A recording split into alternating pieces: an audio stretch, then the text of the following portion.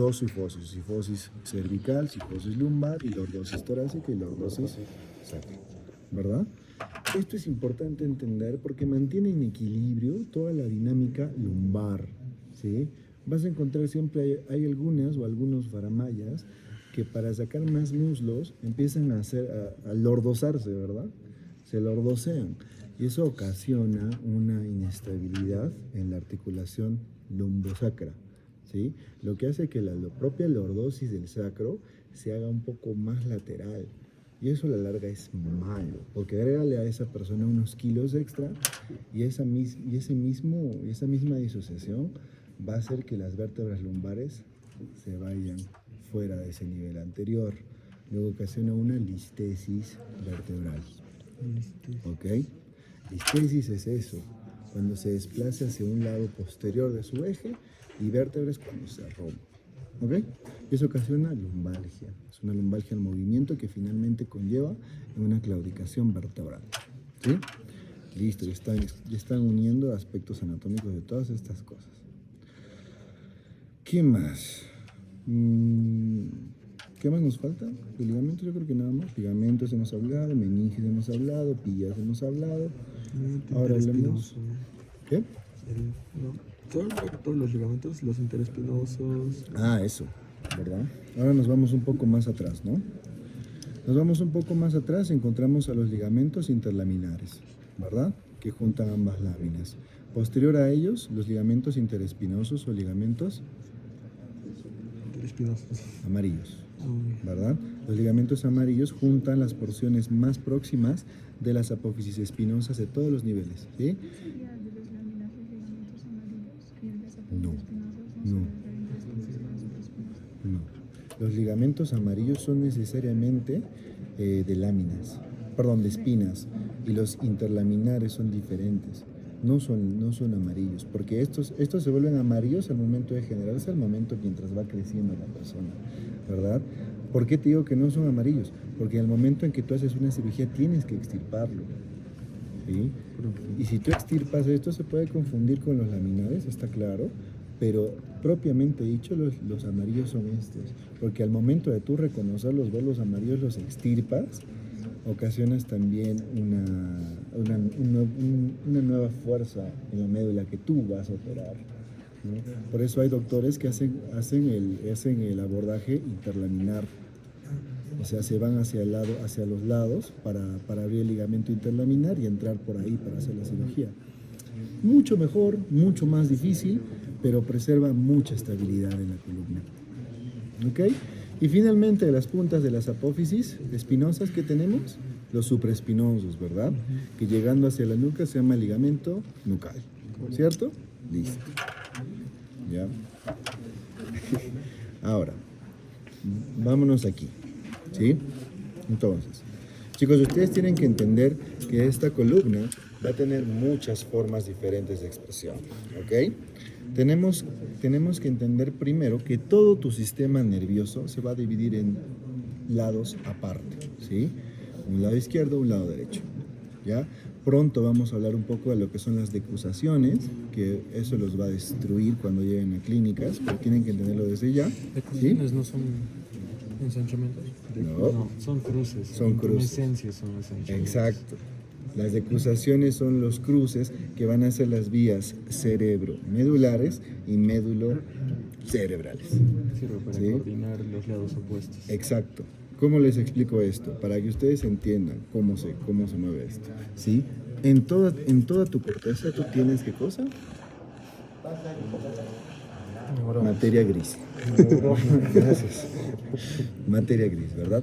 La materia gris son cuerpos neuronales, ¿sí? Listo. En la porción subcortical tú tienes un montón de materia blanca. ¿La materia blanca qué es? Fibras. ¿Qué son las fibras? Axones, ¿verdad? Blanco porque está cubierto de mielina, ¿cierto? Todo esto pasa hasta llegar al diencéfalo, cerca de los núcleos de la base, que es un lugar denominado cápsula interna, ¿sí? La cápsula interna es el cúmulo de todas estas fibras blancas de todo el hemisferio, ¿ya? Cápsula interna. Todo esto se llama corona radiata, porque es como una corona, ¿sí? de la cápsula interna baja por un cúmulo de fibras blancas que yo les comenté, que se llaman pedúnculos cerebrales. ¿Se acuerdan los pedúnculos, verdad? Yo les dije que los pedúnculos son cosotas que tienen un montón de axones, nada más. Entiéndanlo así. Y por eso hay dos, porque son todas las fibras del hemisferio, todas las fibras del otro hemisferio. Pedúnculos cerebrales, ¿sí? De los pedúnculos cerebrales va a llegar al tronco, ¿ya? Y a nivel del puente hay una primera decusación, la decusación piramidal, ¿sí? La decusación piramidal implica que todas estas fibras supratentoriales, que son encima del tentorio, del cerebelo, que son estas de aquí, ¿sí? El 97% van hacia el lado opuesto y el 3% se queda, ¿sí? ¿Me están entendiendo? ¿Hasta ahí entendemos? Ya. ¿Por qué? ¿Por qué les digo que tienen que entender esto? Porque debajo, una lesión por debajo de esta decusación, solo va a ser del mismo lado, ¿sí? Entonces, si tú te dañas la médula a la mitad, solo vas a sufrir por la mitad, del mismo lado en cuanto a la motricidad, ¿sí? Es del mismo lado. Pero si el daño es supratentorial antes de esta decusación, no, es en el lado contralateral, ¿sí? ¿Cómo diferencias? Si tú tienes un daño medular, el daño medular sucede desde el lado del nivel de la lesión hacia abajo, ¿sí? Acá arriba estamos hablando, digamos, es un infarto aquí, cortical, ¿sí? En el infarto cortical todo este camino se destruye. Estamos hablando que primero toda la porción motora del lado contralateral, o sea, todo tu hemicuerpo contralateral, vas a tener tu parálisis, ¿sí? Pero no solo eso, sino también las fibras que van a ir hacia los nervios faciales, por ejemplo, hacia los nervios vestibulares, hacia todos los nervios craneales que están afectados, siéndose así que tu parálisis también va a ser del lado contralateral. ¿Ok? Pero si en cambio tú tienes el lado troncal lejos de la lesión, más abajo de la decusación, vas a tener un síndrome mixto que va a indicar que la parálisis periférica va a ser del lado contralateral, ¿sí? Pero como es en el tronco, el daño de los nervios craneales va a ser del mismo lado, ¿ya? Ahora, ustedes están entendiendo algo que nadie entiende, porque nadie quiere abordar este tipo de pacientes justamente por eso, ¿sí? Nada más viendo la clínica de un paciente sin necesidad de tomos, sin necesidad de resonancias, vas a saber dónde está su lesión y así va a ser mucho más sencillo que lo puedas tratar, ¿ok? Listo. Ahora, con eso ya entendimos estas vías. La médula, toda su porción motora, respeta esta formación. Pero en su porción posterior, recuerden que todo lo sensible sube, no baja, ¿ok?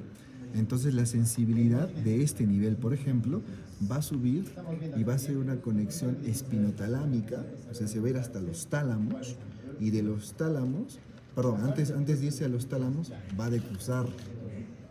¿Me entienden? O sea, si aquí los motores ya bajan en el puente, ¿sí? Los sensitivos suben y antes de llegar al tálamo decruzan. ¿Me entienden? Ahora sí me entienden. Entonces, los que bajan a nivel del puente decruzan y los que suben a nivel del diencéfalo decruzan. ¿Ya? Entonces, ustedes entendiendo esos dos términos, lo demás, la clínica, se les va a hacer sencillo y no van a estar refiriendo todo como pena. Eso está grabado, perdón. ¿Ya? Entonces, gracias a todas estas decusaciones y todas estas cosas locas, entendemos que hay una simetría, ¿verdad? Por eso es que tú el lado lo dices lado contralateral, lado ipsilateral. Es una simetría cuasi perfecta entre ambos lados del sistema nervioso, ¿sí? Aquí está dividida por la fisura interhemisférica y aquí está dividida por la fisura espinal anterior o media anterior y el surco espinal posterior, ¿verdad? Listo. Y esto divide a la espina en dos mitades perfectas, simétricas, ¿ok? Listo. Se supone que en tu porción anterior tú tienes todo lo eferente, ¿verdad?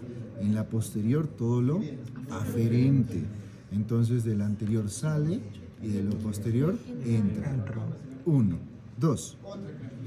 Tú vas a tener esta característica muy importante, que a nivel lateral, ¿sí?, tú vas a tener tu surco anterolateral, ¿verdad? Que va a dividir todos tus... Este es el cordón anterior, ¿ok? Entonces te digo, ¿qué está entre el surco anterolateral y la fisura anterior, media anterior? ¿Verdad? Y además, ¿cómo te das cuenta cuál es el surco lateral anterior? Por el nacimiento de las raíces motoras, ¿sí? Nacimiento de las raíces motoras y fisura media anterior, cordón anterior, ¿sí? Lo mismo es hacia atrás, ¿no? Hacia atrás tú vas a tener tu surco medio posterior y justo te vas a ubicar en la salida de lo que, o bueno, en la entrada de las raíces aferentes, ¿verdad? Y ahí tienes tu surco lateral posterior, ¿sí? Y esto va a delimitar el cordón posterior, ¿sí? Y entre ambos surcos laterales tienes tu cordón lateral, ¿ok? Cordón lateral, listo. Ahora, estas raicillas eferentes van a venir también desde un ganglio, ¿sí? Que es el ganglio de la raíz dorsal, ¿ok? El ganglio de la raíz dorsal va a tener de 5 receptores pseudounipolares, ¿sí? Terminaciones libres de dolor, Meissner, Pacini, todo eso, bla, bla, bla, bla, ¿ya? Ahora, lo importante que ustedes deben entender de los cordones posteriores es que en tu cordón posterior, que es del surco medio posterior, y lo que es el surco posterolateral, vas a tener una división dada por el surco intermedio posterior, ¿sí? Que te va a dividir el cordón posterior en dos fascículos, el fascículo de Gall y Burda, ¿okay?, o el grácil y cuneiforme, o gracilis y cuneatus, como quieres decirle, solo para flexionar, ¿ok? Esto es muy visible a nivel cervical. ¿Por qué? Porque estos mismos fascículos tú los vas a ver en las porciones posteriores del bulbo raquídeo, llamados funículos grácil y funículos cuneatus. Entonces vas a ver cómo estos dos fascículos son funículos porque en el punto del puente del bulbo raquídeo son gigantes, ¿sí? Son grandes, que luego van a estar bajando hasta volverse estos fascículos, ¿sí? Pueden llegar hasta T2 por ahí, pero son más frecuentes en cervical. Exacto. ¿Ok? ¿Preguntas hasta ahí? No. Listo. Estos dos fascículos traen terminaciones propioceptivas, ¿ok? Sensibilidad pura. Vamos acá adelante. ¿Qué más me falta decirles? Ya. Ahora, nosotros vamos a hablar también de la materia gris que está circundante interior de la médula espinal, ¿ok? La materia gris forma una H, ¿verdad? Una H que está junta y al medio tú tienes, ¿qué cosa? Tu canal central, ¿sí? El canal central o el ventrículo terminal es la porción final del sistema ventricular cerebral, ¿sí? Cubierto a su alrededor por, ¿qué cosa? Epitelio ependimario, exacto. ¿Y qué hace el epéndimo? Crea líquido cefalorraquídeo, nada más, ¿sí? Entonces es ese canal central de la médula espinal quien también genera un 1 al 3% de líquido cefalorraquídeo que se está haciendo. ¿Listo? Siguiente. Esta H medular va a tender a cambiar de acuerdo al nivel donde está enfocado, ¿sí? A nivel cervical es mucho más, la asta posterior es mucho más larga y delgada. Y a nivel lumbar es el asta anterior quien es más gruesa y prominente, ¿ok? Y en el nivel torácico encuentras una asta lateral. ¿Por qué? Es la unión de la materia gris con el borde lateral del surco. Pero funcionalmente, ¿por qué? Es vegetativo. porque es en el nivel torácico donde está la mayor conexión con la cadena parasimpática. Simpático. El sistema torácico. Claro, claro, estas son las fibras del sistema vegetativo. ¿Sí? ¿Qué más? Creo que nada más. ¿Qué más nos falta? La irrigación. Perdón, la irrigación. ¿Ok? Entonces, sale tu arteria, se juntan tus arterias vertebrales, baja tu arteria espinal anterior y empieza, y no llega hasta el fondo, ¿ah? No llega hasta el fondo de la fisura. Lo que hace es cruzar la superficie de la fisura y da unas pequeñas eferentes hacia la porción más inferior. ¿Ok? Ahora, las arterias intercostales, que son con las que entran estos nervios periféricos, porque entran en los agujeros de conjunción, hacen las arterias radiculares. Estas arterias radiculares son las que al final se van a estomosar con la anterior y las dos posteriores para irrigar la porción antero-látero-posterior de la médula espinal. ¿Ok? La arteria radicular más importante es la arteria de Adamkiewicz. ¿Ok? La arteria de Adamkiewicz es rama de la aorta lumbar en su porción L4 a D2, ¿sí? Puede estar entre cualquiera de esos niveles, pero nace en la aorta lumbar y hace aferencia hacia la arteria espinal anterior en la porción izquierda. Entonces, si tú te vas a la espina lumbar y ves una gran aferente lumbar que está yendo directo hacia la fisura media anterior, es la arteria de Adamkiewicz.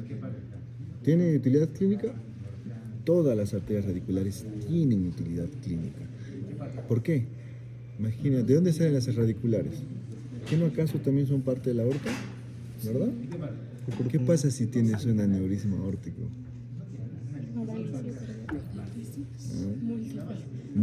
Hay muchos doctores que tienen sus aneurismas aórticos de Becky 1, 2, 3, agarran, pim, pam, destruyen todo ese aneurisma y al día siguiente el paciente se despierta con paraplejía. Porque dentro de la cirugía se han llevado varias radiculares. Importante que ustedes sepan. Pero si no existe la de Adamkiewicz tampoco pasa nada, ¿no?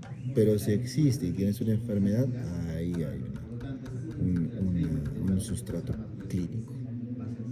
¿Listo? Ok. Veámoslo ahí. Pásame por favor esta. Ok. Entonces, ¿tienen alfileres? Sí. Gracias. Listo. Entonces, ¿no? Lo que tenemos que reconocer primero es el trayecto de los nervios, que es siempre hacia posterior, ¿no? Tu fisura media anterior, que es esta, tu surco anterior lateral, que es estos, ¿verdad? Estos, ¿sí? ¿Qué sería esto entonces? Es la dura madre. Es la dura madre, nada más y nada menos, ¿verdad? Esto es dura madre. Nos vamos hacia posterior, ¿no? Y aquí tendrías tu surco medio posterior. Aquí están los surcos lateroposteriores. Salud.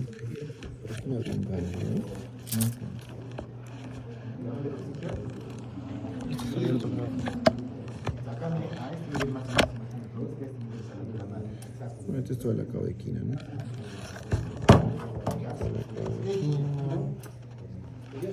¿Este qué sería?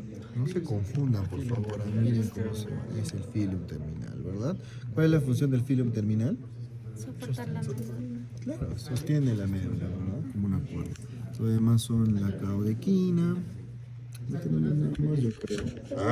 Importante. ¿Dónde se pone el epidural?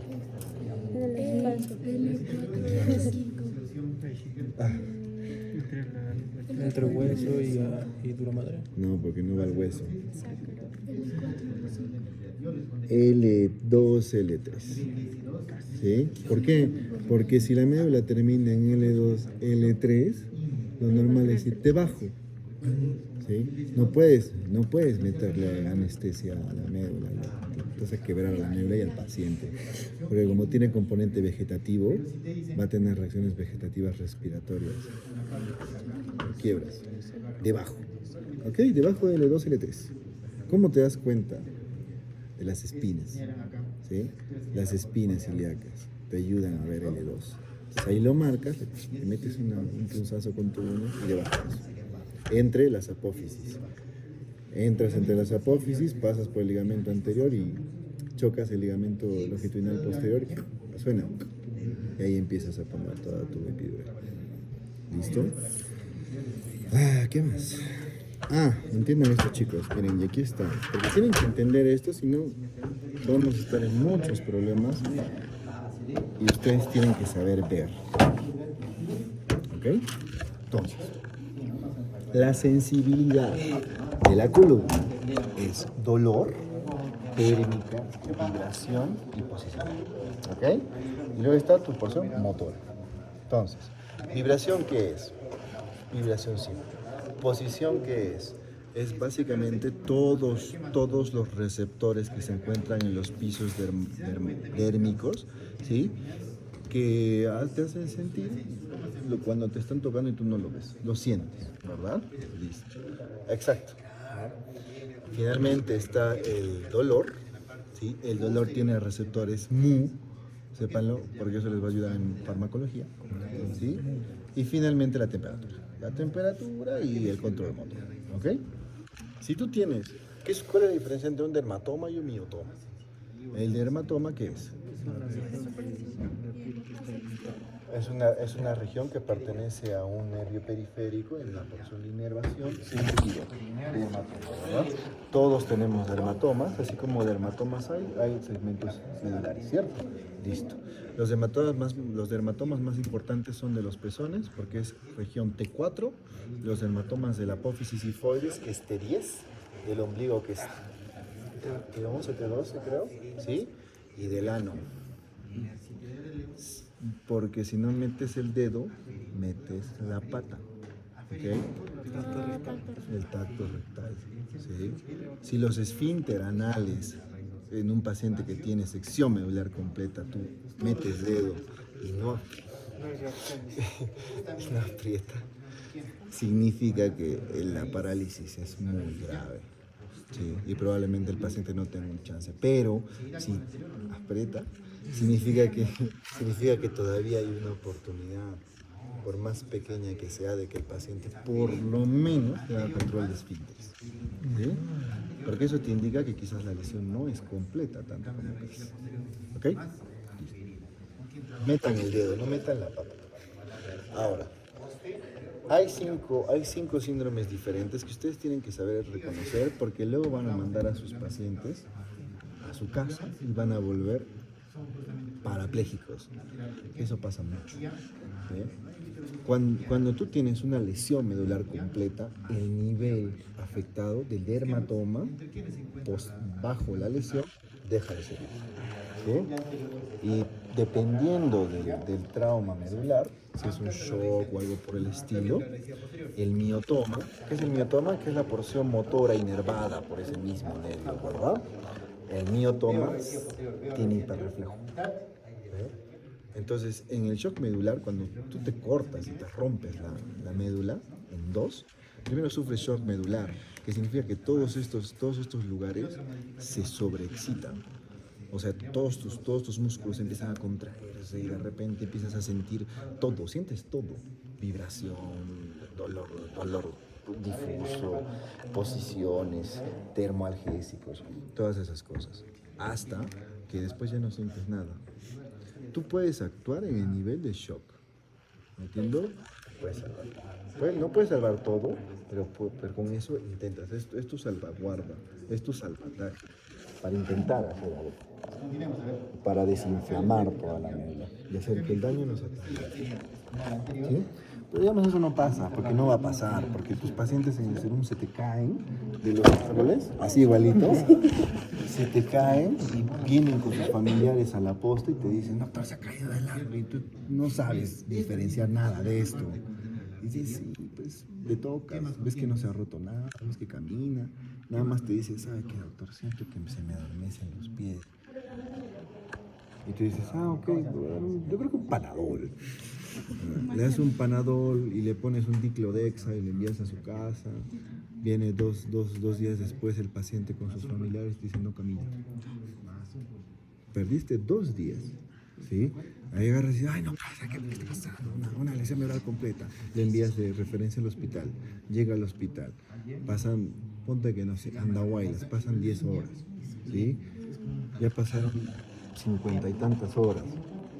¿Okay? Vemos que se terminó de cercenar su médula. Porque a pesar de todo no te diste cuenta de ninguno de los signos de shock, no te diste cuenta de nada. Y ya este paciente está ya pasado su nivel de shock medular, tiene una lesión medular. El shock medular puede durar hasta un día. Puede durar hasta un día, más o menos. ¿Y qué pasa? O sea, ya no puedes hacer nada. Hay estudios que han demostrado que si tú agarras, esto está roto, toda esta vaina, abres, haces tu laminectomía, incluso hay doctores que han suturado la médula y el paciente camina. Solo porque sí han dicho, igual ya está, han dicho, igual ya está destruido todo, ¿por qué no? No es por estética, el paciente camina. 2 años después ya el paciente caminando. ¿Sí? Hay que valernos muy bien de este tipo de cosas. Porque cuando tú tienes un shock en tu cuerpo, eso es lo maravilloso del sistema nervioso. Cuando tú tienes un shock en tu cuerpo agarra, totalmente cascada de catecolaminas, toda esta vaina, pero te mueres. Aquí no. Aquí antes de quebrar, da todo de sí. Lo mismo es el cerebro. El cerebro antes de quebrar te da todo lo que puede darte y luego dice, ya sabes que ya fue, hermano, y se licúa. Porque el único proceso de necrosis que existe, que diferencia al cerebro de todos los demás, es la licuefacción. Ningún otro órgano tiene eso, solo el cerebro. Y lo que hace es, ve una cosa mala, no negocia con terroristas, se licúa. Así se llama, necrosis licuefactiva. ¿Sí? Ahora, ¿cómo sé que un paciente tiene un síndrome medular completo? ¿No? Porque lo que va a suceder es que no te vas a mover desde el lado afectado hacia abajo, no sientes vibración, posición, térmica y dolor. 5 cosas que no sientes de ahí para abajo. 1, 2. Tú tienes, digamos, viene un loco, ¿no? O sea, estás, no sé, en Yusco Quiñote. Estás en Yusco Quiñote, estás en una verbena y todo eso, y viene un ladrón por detrás y te acuchilla, ¿sí? Pero gracias a Dios, y eso que tu médula es tal que así, y te acuchilla, lo esquivas. y ya lo esquivaste y solo te acuchilló la mitad de la médula. ¿Sí? Y tienes un síndrome que se llama síndrome de hemisección medular o síndrome de Brown-Séquard. ¿Ok? El síndrome de Brown-Séquard va a significar que en el lado de tu lesión no vas a mover ese lado afectado por debajo del nivel lesionado, ¿sí? No vas a sentir ni la vibración ni la posición de ese lado afectado, pero sí vas a sentir el dolor. ¿Y por qué? ¿Por qué creen ustedes? Porque esto sube y se difusa, ¿verdad?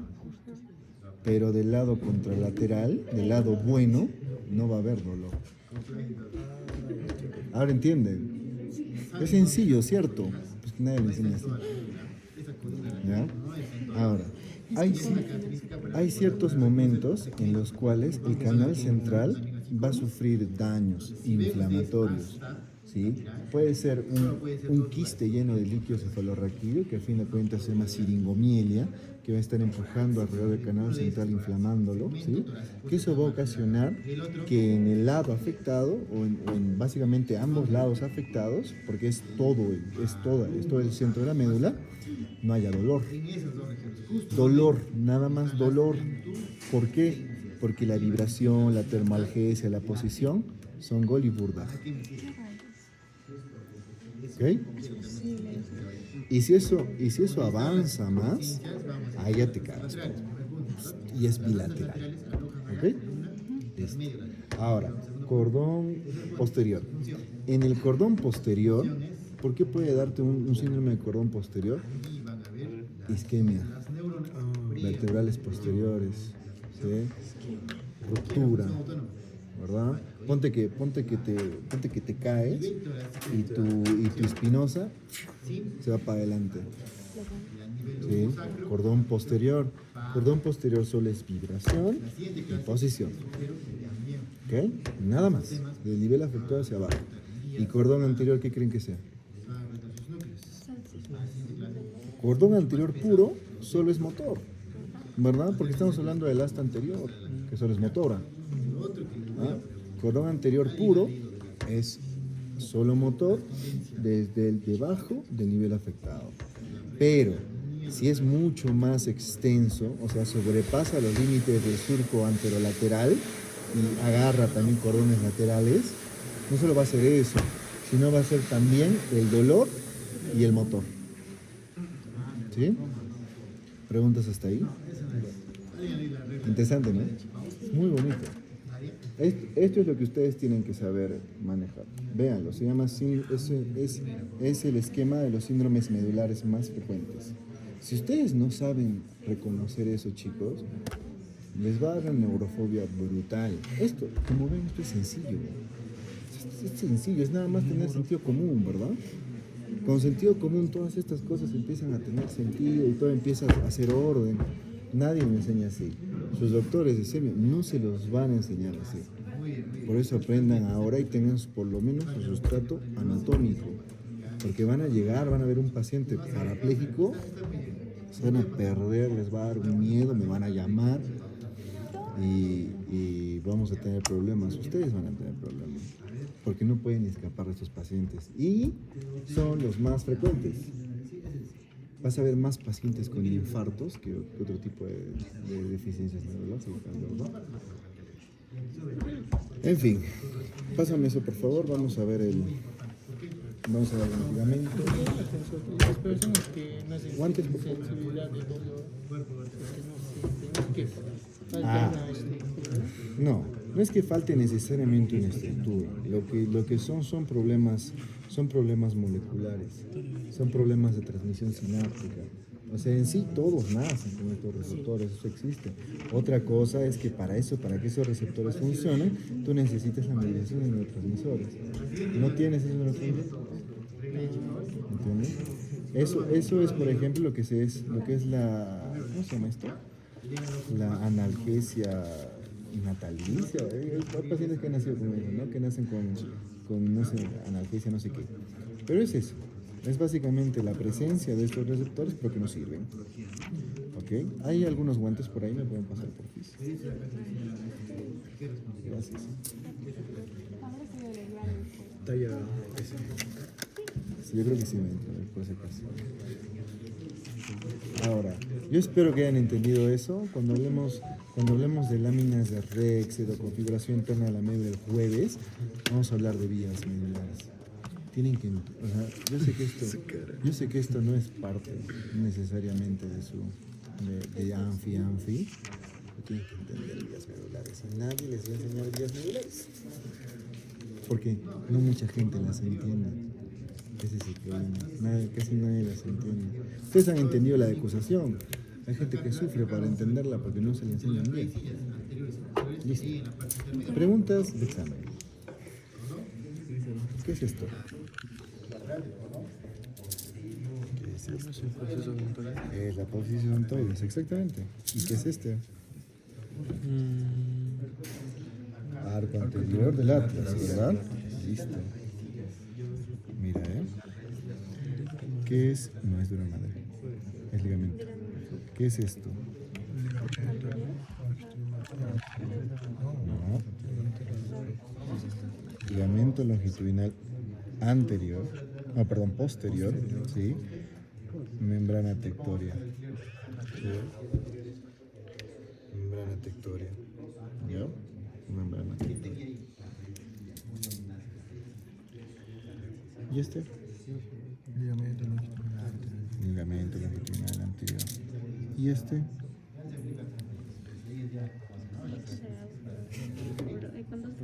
Sí, exacto. El conducto del hipogloss. ¿Y este? Arco posterior. Arco posterior del Atlas. Exacto. ¿Y este? Dura madre, ¿verdad?